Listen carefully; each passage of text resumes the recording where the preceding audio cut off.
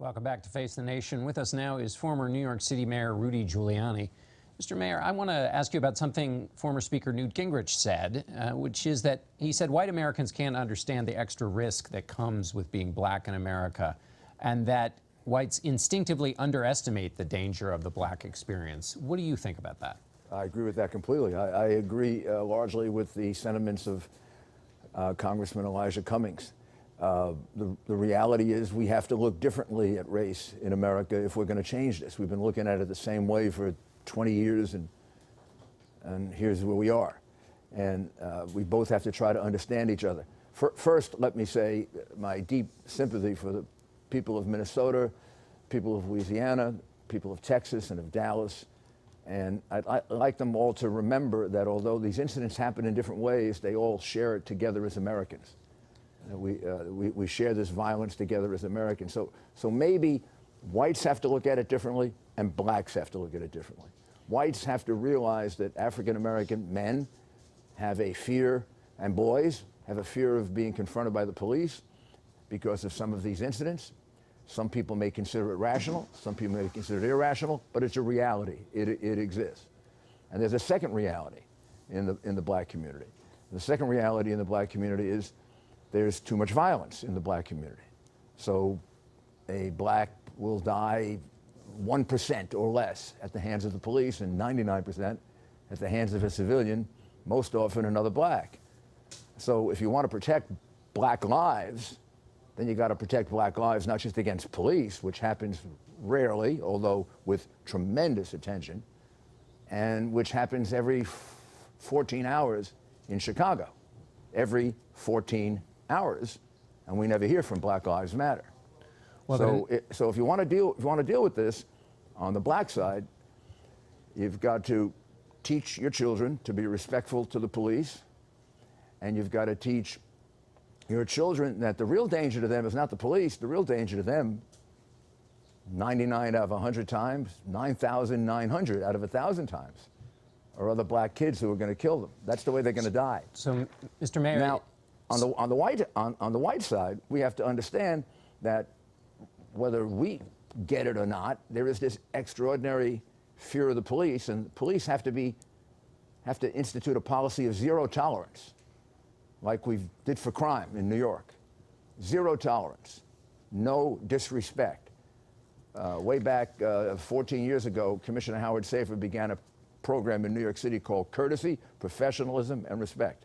It was continued by the next 3 police commissioners, including the one you just had on now. Mr. Mayor, let me just ask you, you started off by saying that white Americans have to understand that this is happening in the black community, and then at the end you said members of the black community have to teach their children to behave in front of the police. That those messages seem to conflict with one another.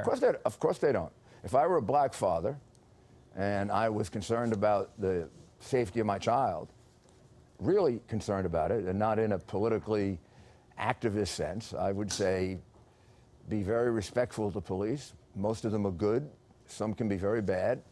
And just be very careful. And so what do police... I'd also say be very careful of those kids in the neighborhood and don't get involved with them, because, son, there's a 99% chance they're going to kill you, not the police.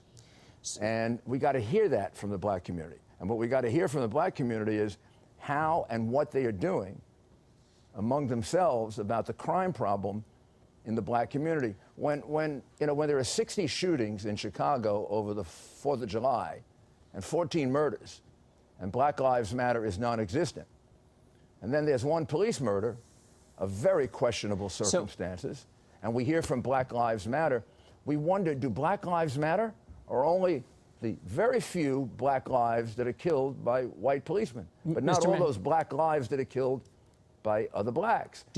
And on the black side, what they hear from us is constantly defending the police. Now, I'll give you an example. I had a police officer who brutally attacked a gentleman named Amadou Diallo. That police officer is now sitting in jail for 25 years due to the work of my police commissioner, Howard Safer, and the prosecution of now Attorney General Loretta Lynch.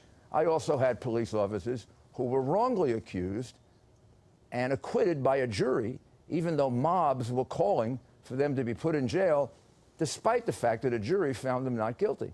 So these are complicated situations, and we have to try to understand each other. Right.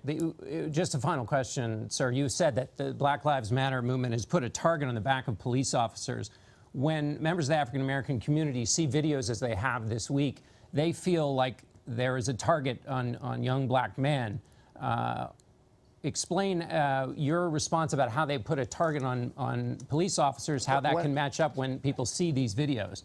Well, when they talk about killing police officers. But they don't. When they sing, well, they sure do. They sing rap songs about killing police officers, and they talk about killing police officers, and they yell it out at their rallies, and the police officers Mr. Mayor, it. But Mr. Mayor, what and you the seem to be doing is taking... please let me finish.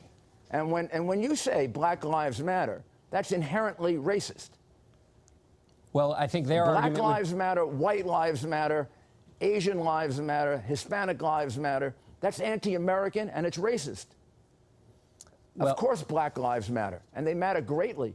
But when you focus in on 1% of less than 1% of the murder that's going on in America, and you make it a national thing, and all of you in the media make it much bigger than the black kid who's getting killed in Chicago every 14 hours, you create a disproportion.